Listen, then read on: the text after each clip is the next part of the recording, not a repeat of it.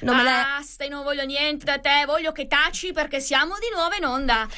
Ti è piaciuta la scorsa settimana quando non avevo voce? Ti è piaciuta la puntata? Le è piaciuta? Sì, mi è piaciuta davvero tanto, non dovevo dare precedenza alla mia destra. Allora, notiziona.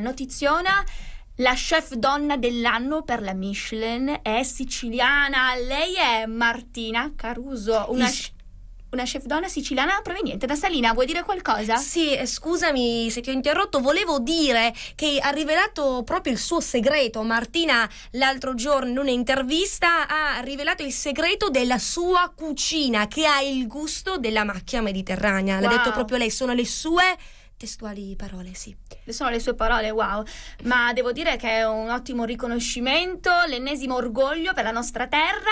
Facciamo un breve excursus della vita di Martina. Nata il 22 dicembre del 1989, è cresciuta nell'albergo ristorante di famiglia che si trova a Salina ed è precisamente a Malfa, volevo precisare. Precisamente a Malfa, è il Signum.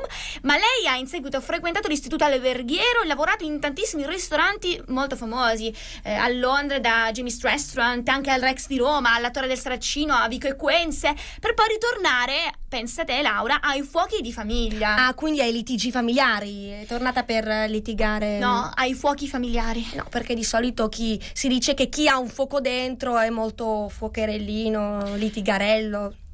Volevo dire che è ritornata a cucinare nell'albergo ristorante di famiglia che è il Signum di Salina, ma pensa te che nel 2016 è stata la più giovane stellata d'Italia. Poi ha avuto tantissimi riconoscimenti, cuoca emergente per il Gambero Rosso. Insomma, l'ennesima chef donna siciliana che ha avuto un successo pazzesco. Quindi le donne, Laura. È vero, le donne, siamo donne. Oltre le gambe c'è di più. Oddio, si poteva dire? Donne, un universo immenso e più.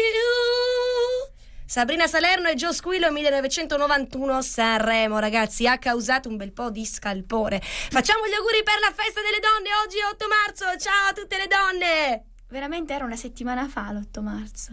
Ah, va bene, fa lo stesso, allora auguri per la festa delle donne a tutte le donne più una settimana! Ciao a tutti! Va bene, ascoltiamo la prossima canzone nell'attesa che Laura recuperi il suo cervello. I've been waiting. È la prossima canzone. Ti aspetterò.